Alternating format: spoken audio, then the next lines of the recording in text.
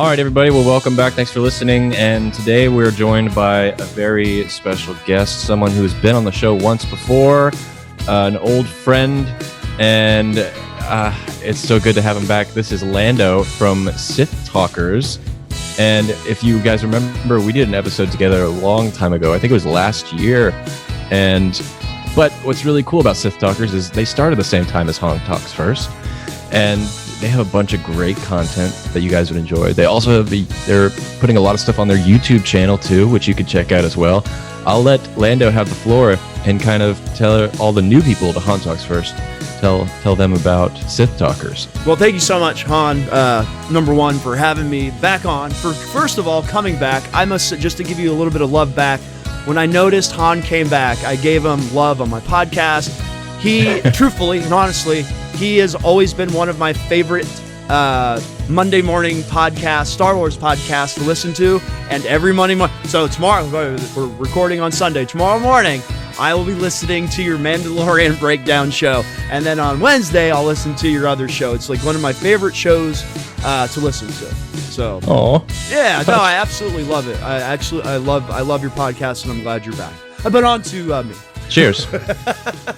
Anyway, so number one, yes, I am Mike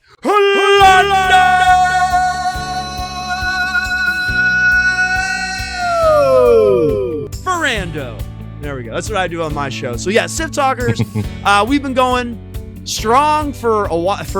Ever since you started. So we're almost 2 years in to the crazy, huh? It's absolutely bonkers. I like to call Sithtalkers a podcast show. We recently, we do all kinds of crazy stuff. We do skits. We're a little bit more on the fun side of Star Wars. So if you look us up and you listen to our episodes, they're my brother. It's me and my brother Steve. He is a casual Star Wars fan. I'm the nerdy Star Wars fan. But where the conversations go and the topics we bring up, we got characters like Stormtrooper Joe and we have Dick Time with Lando, and Jar Jar comes on the show. And like I said, before we went to the Mando recaps, Jar Jar would come on and sing songs, and Watto and Brother. It's just, that's why I rebranded the podcast as a podcast show, because it is like, it's just, we wanted to give some entertainment. Especially with COVID happening, that's when I pretty much did the rebrand, and we actually started YouTube just before COVID hit, and just trying to bring some entertainment and some fun to everybody. And we know how serious, right, Han, Star Wars can get. So just trying to bring a little bit of fun to the universe. It doesn't always have to be super serious. There are super serious moments, and if you go and listen, Lando is super serious about Luke Skywalker. So, and I completely disagree with his character development in The Last Jedi. But anyways, yeah, hell, you didn't even like the movie, Han, so. But yeah, guys, you have to go check out Sithtalkers. They are a huge inspiration to me as well. It's one of the reasons why I started that new segment to my show, the Star Wars Replay, which we'll be doing next this Wednesday, so check that out on that episode. But yeah, Sithtalkers, they're amazing. They are a show. They're more than just a podcast. Tons of segments and tons of interactive things for the listeners, which is always a pleasure to watch. I enjoy every episode I listen to. Oh, thank you. And like I said, the new thing about Sithtalkers, we do Mandalorian recaps right now, and we're actually on YouTube. We do reaction videos. So every week we post a reaction, and it's just something random. Doesn't even have to be with Star Wars. But there is some Star Wars stuff on there with our reaction videos. So yeah, check us out on YouTube, Sithtalkers. Check out the podcast. It's on, Apple Podcasts, Spotify, Sticher. Follow us on all our social medias at Sithtalkers on Instagram, on the Twitter, Facebook. Shoot us an email, sithtalkers@gmail.com. All right, enough with the plugs. And for an easy link, I'll put it in the description for everyone. If you want to go look in the info box of this episode, you'll see a link to their stuff below. Awesome. Thank you so much, Han. But hell yeah. We had some big news this morning. Yeah, unfortunately, we are recording this on Sunday, and this shortly, a little while ago, actually, the news was delivered that David Prowse, the wonderful, lovely man who played the physical body of Darth Vader, had passed away. It was announced this morning by his management company. Their statement says as follows: "It's with great regret and heartwarming retching sadness for us and a million of fans around the world to announce that our client, David Prowse, MBE, has passed away at the age of 85. I was taken by this. It was sad to hear. It was one of the last thing I expected, as if 2020 couldn't get any worse. Right at the tail end of it, we get this sad news. And I'll tell a little bit about like my thoughts on. We'll talk a little bit about Darth Vader and David Prowse in general, but Lando has a great story that I actually really want to hear, and I'm sure you guys would too, about the time he got to meet him. So go ahead and tell everyone about your thoughts on David and that lovely interaction you had with him. All right, so I have a really, really awesome story. I actually posted on Instagram this morning the picture I took with him at this comic book store. So I honestly, for the life of me, can't remember the year. Maybe 2006, 2007. It was just, I don't remember how or when, but I caught that David Prowse was going to be at a comic book store here in Indianapolis. And to my surprise, I go. There's nobody in this comic book store. I'm talking not a soul. So it's like me and my brother, my buddy Ross. He's been on my podcast in the past, but there's nobody in this comic book store. So I literally got to meet David Prowse in person, and I got his autograph. But bigger than that, bigger than autographs, I got to literally sit down in a comic book store for about 2 hours and have a conversation with David Prowse, just like we were having like tea or something. And we talked about Star Wars, obviously. And in the impression, the first impression that I got, like when I was done talking to him and my brother and Ross, and what a very, very, I laugh about it now, but what a very, very bitter man about Star Wars at the time. Just talking to him, we asked him about working with Alec Guinness, working with George Lucas. Like I said, every Star Wars nerd's dream. Like, you sit down with Darth Vader, just like, what was it like working with Obi-Wan? What was it like working with Great Moff Tarkin? What was it like working with George Lucas? You got to work with George Lucas, but then all the answers you get, you're just like, what? I was like, what was it like working with George Lucas? I never saw him. I barely ever saw him. He barely ever directed me. I'm like, what? George? Yeah, I'm not real fond of George. Number one. Oh, wow. Number one, he didn't use my voice for Darth Vader. He was, and like I said, like, this isn't like me telling like stories. This is straight out of David Prowse's mouth. Like, the conversation we had with him, he was very upset his voice was not used for Darth Vader. I mean, I'm glad they didn't use it, because Ray's just some like British dude. No, Han, have you seen the behind the scenes footage on some of the Blu-rays or the DVDs, and you can hear him talking, doing the dialogue with his voice? Yeah. Yes, and it sounds real funny. It's very odd to hear. So that's just, like I said, I'm very sad like that he passed away, but I have like these memories, and I have this memory of just sitting down and having it just makes me laugh. He was very, very mad. His voice was not used. Okay, but to top that, Return of the Jedi, I have my Darth Vader Return of the Jedi shirt on because of what happened.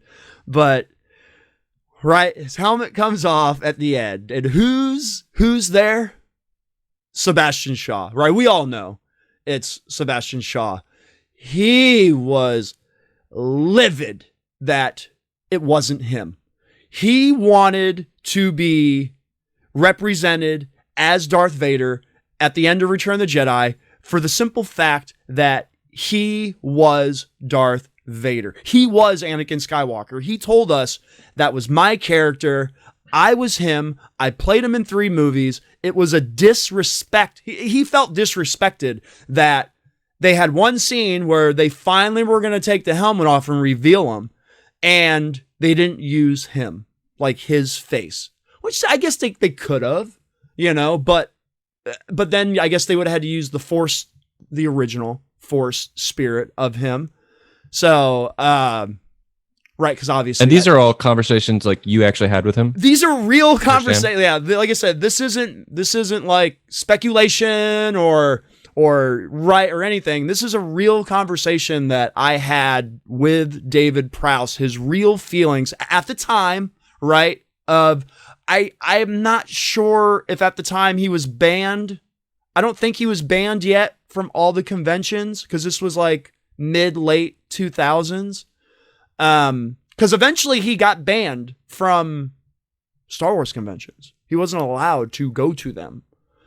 Yeah, I wanna ask about that, because I actually don't know that. But first, I do want to say, like, just kind of respect him how I can. Darth Vader, obviously a very important character in film and Star Wars, and just in general amongst some of the best villains ever put to storytelling. Yeah, and I just remember as a kid, seeing Darth Vader. I don't remember the first time I saw it, but every time I saw that movie when I was a kid, whether it be A New Hope, Empire, or Jedi, I just remember being so intimidated by Darth Vader all the time. And it wasn't just because of the deep timbre voice from James Earl Jones. It was also the way David Prowse moved this guy around the room. He could definitely take charge with his body and just let everyone know through his hand movements, whether it's like pointing a finger at somebody or just walking, and the way he stands up really straight with his arms either behind his back or whatever. He put a physical attribute to this character that really hasn't been done a lot. I mean, Star Wars did it with, Peter Mayhew did it with Chewbacca, but David Prowse also, they put a character disposition and trait to the way he talks, and the way he moves around with his body. The physical performance of Darth Vader is a memorable one.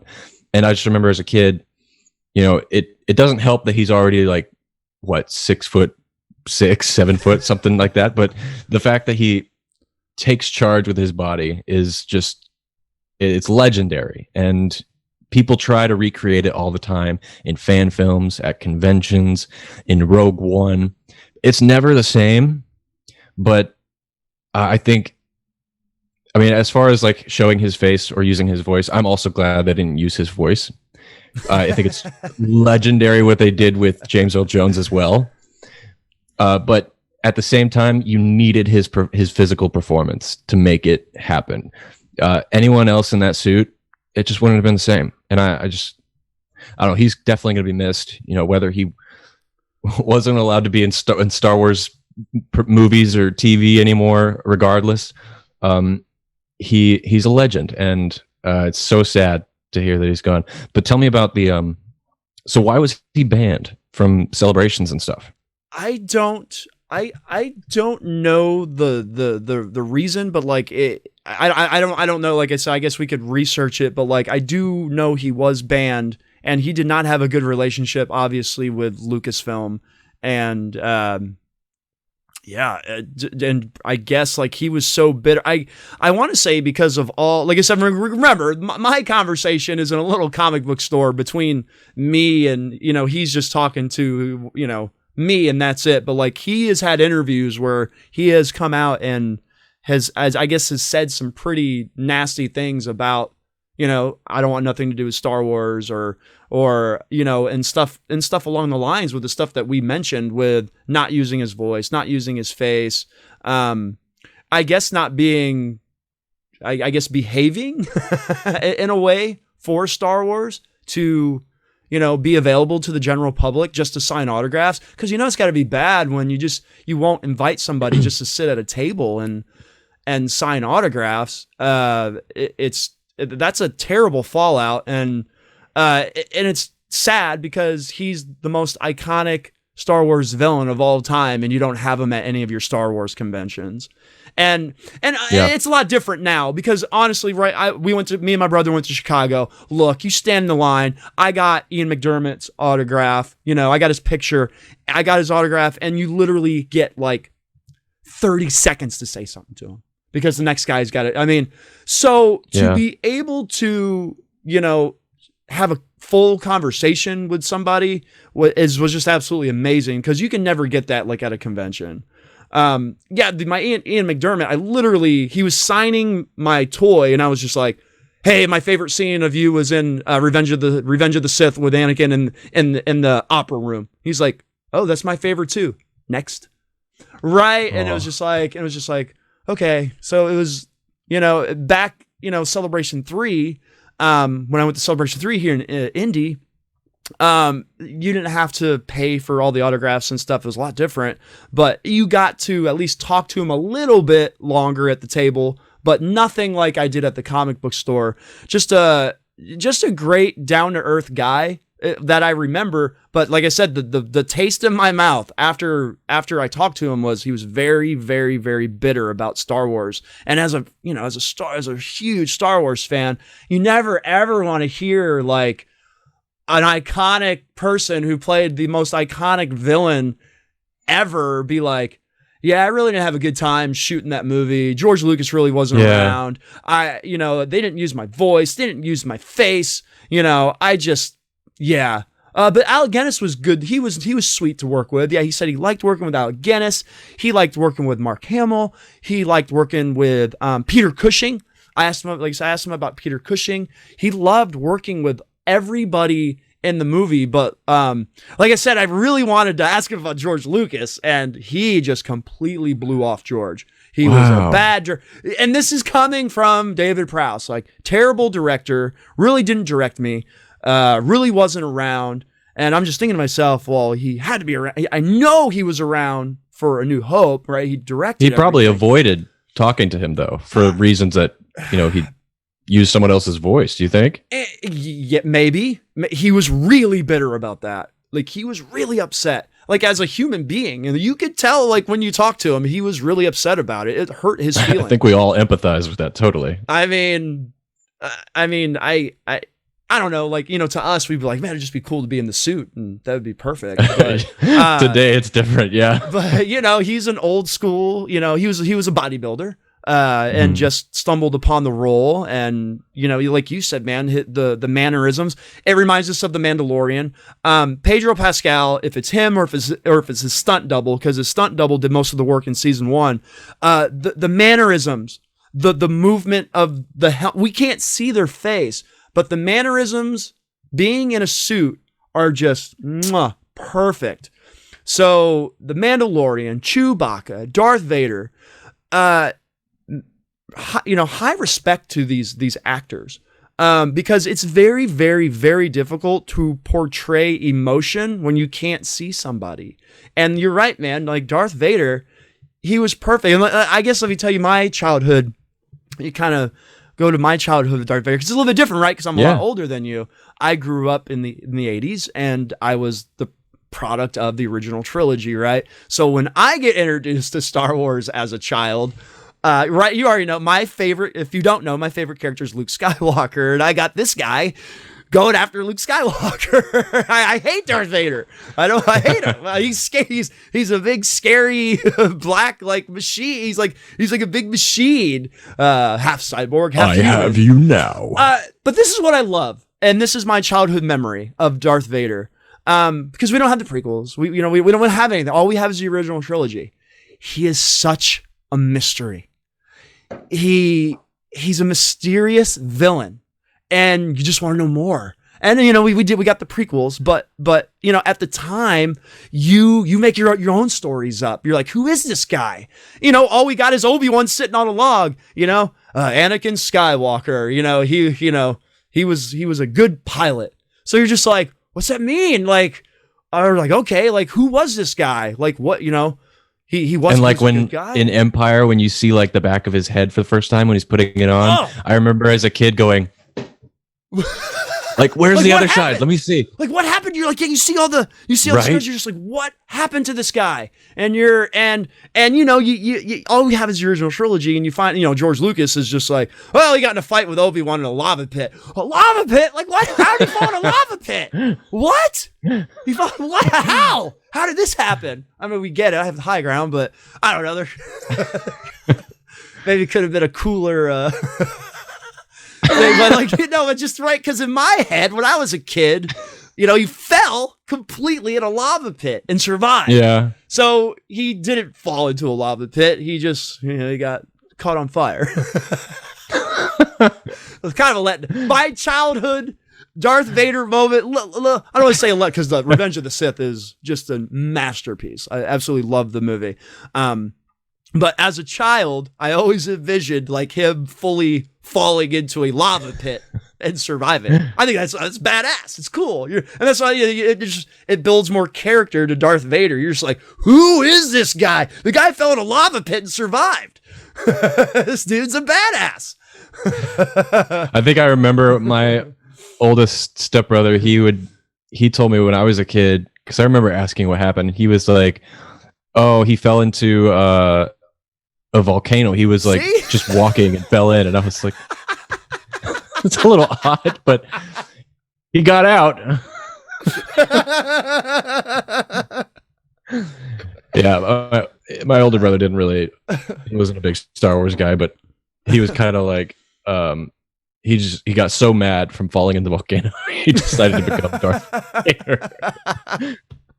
I'm glad you mentioned the mystery aspect, though. I mean, that is also what Vader is, but like, I'm so glad you got to meet him. That's one guy I did always want to meet, and just the dream of getting to stand next to him and take a photo, stand next to Darth Vader. I'm a pretty tall guy. I've always wanted to see my height comparison to him.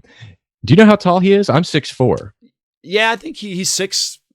Yeah, like you said, 6 something. Yeah, he's tall. 6'7". He's up there. 6'8". And yeah. Is he shorter than Peter Mayhew, or is he taller? He should be shorter. Because this is Peter Mayhew. Isn't he like 7 foot, 6'9"? Yeah, he's huge. Yeah, that should be your next who's got the bigger dick? Peter Mayhew or David Prowse? Both legends, man. Legends. And I got to meet both of them. I got to meet Peter Mayhew, not like David Prowse, but I got to meet, once again, going back to old conventions, Celebration 3, where it was just a folding table and you walked up to him and you got to talk to him for a little bit. I got to talk to Peter Mayhew, Kenny Baker. Dude, I bumped into Ray Park out in the hallway at Celebration 3 awesome. in Indianapolis. And he walked by me and I said, Darth Maul. And he turned around and he was like, hey. And I was like, hey, what's up? I was like, what's going on? I do have another short little Celebration story. It's one of my favorites too. Next to the autograph section, it's stupid. I had to go to the bathroom. So I'm just at the urinal. I'm going to the bathroom and, you know, I just kind of look over, not looking, just look over. Jeremy Bullock's pissing right next to me. And how did you handle that? Right next to me. And I just looked and I was like, Boba Fett. Yeah, we just did my business and we just both left the bathroom and that was that. I didn't say anything to him. Did you like instantly stop peeing? I was just, but Jeremy Bullock was peeing right next to me. It was just absolutely amazing.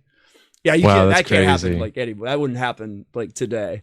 So, dude, I really want to go to a Celebration. I hope that 2022 one has tickets available when it opens up. It's going to be in your area. Yeah, I know. That's another thing. Go to Celebration and then go to Galaxy's Edge right afterwards. That'd be incredible. Speaking of Galaxy's Edge, it's not open, but Downtown Disney here is open, and they moved a big part of, is it Black Spire Outpost? Is that what it's called? I do believe so.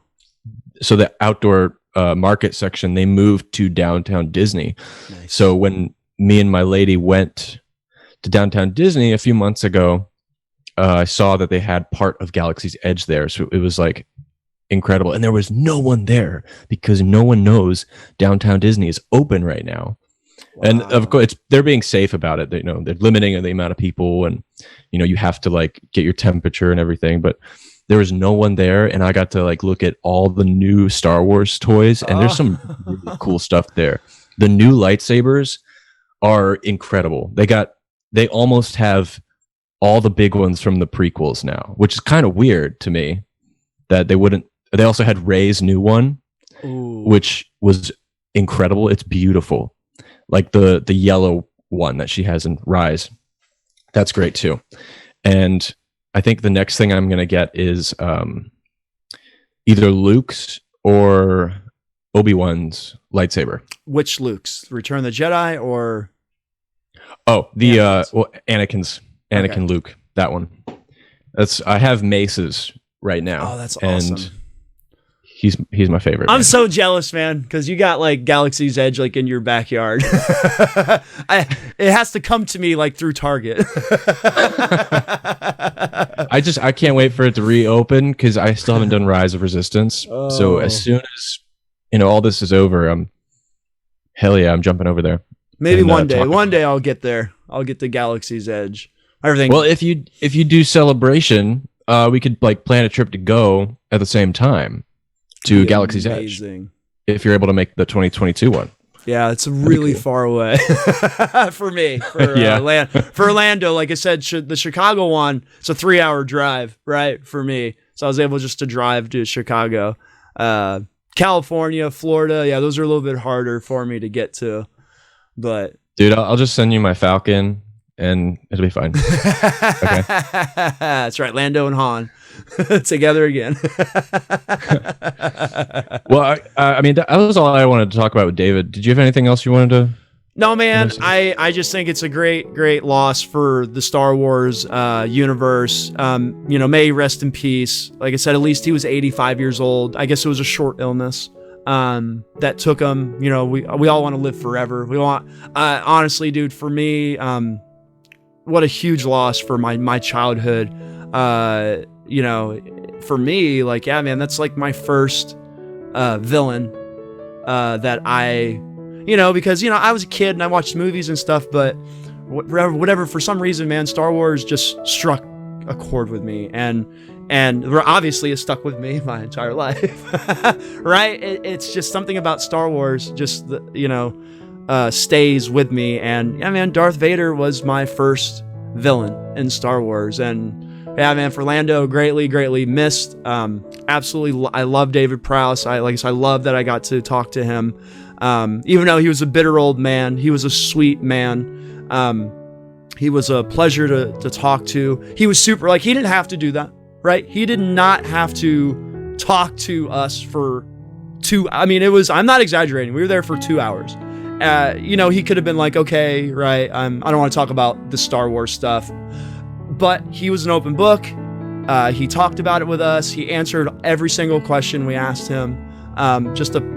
Like I said, a sweet man. I feel really terrible that whatever happened with Lucasfilm and they didn't resolve it, and he wasn't able to, because he wasn't at the last convention. I wouldn't have gotten his autograph because I have several of his autographs, but still, it's just like, it saddens me that he didn't have a good connection. It reminds me of, it's like Paul McCartney and John Lennon. Like, they didn't have a good relationship, but I think they mended it before Lennon passed away. I'm not sure if they did or not. I'm like a big Beatles person, but I know before George Harrison died that they did all they all did get back together and mend things, which is very, very nice. I just wish he got that mending relationship. That's why I'm kind of bridging it. I wish he would have mended his relationship with Star Wars. It probably doesn't mean anything to him, but for all of us, it's. I'll be curious to see if George Lucas says anything about him. I'm sure. I'm glad you talked about your meeting with him because it made me think of something I never thought of before, and it represents how talented he is. And that's when you said that, he really never met with George. He didn't take direction from George, which means this guy brought this character to life all by himself. And he knew what he was doing as an actor. He knew what he needed to do to this character to bring it to life on screen, and he knew how to serve the story, whether it was his voice or not. He's a very talented guy, and just because we talked about how he was banned from Celebration or from Star Wars and didn't care for his experience with the original trilogy, we're not saying he's a bad guy. You know, Lando said he was very nice to him and very open, and Mark Hamill made a tweet today that talked about how such a lovely, sweet, kind guy he was, and that's all I hear from him really, is that he's was always 100% just a good dude. And so yeah, we say goodbye with a heavy heart, and he left behind a monumentous legacy that we will never forget. So David Prowse, rest in peace, and we will go watch A New Hope, Empire, and Return of the Jedi. When we get done, week. I'm gonna watch some Star Wars today with some David Prowse. My first Anakin Skywalker. Yes. But yeah, guys, let us know what you guys think of the David Prowse legacy and how it affected you, either as a kid or even today. I mean, he's still touching people's hearts to this day, new fans of Star Wars. So we have a little bit of time left. We wanted to kind of talk about... We were originally going to talk about season 1 and some of the best moments from it, but we had to talk about David. Yeah, it dropped this morning. Before, I mean, literally, I woke up like 2 hours ago, and somebody, like you said, somebody messaged me, and they were like, "Hey, David Prowse passed away," and I was just like, "What?" And I was just like, and I was in scramble mode, and I was just like, I found my picture, like the picture I posted on Instagram. That is a picture of me and him in the comic book store together. Amazing. Yeah, it's hard to see. Guys, go check that out. Yeah. Go check that out. I have several. I have pictures of him and Steve, him with my son, my son Anakin, rightfully so. It's just once again, man, the sweetest guy. He let me take all the pictures I wanted with him and talk to him, and once again, just absolutely love him. And so that's why we had to talk about him. We would be remiss if we did not dedicate part or all of this episode to him. But I do want to end on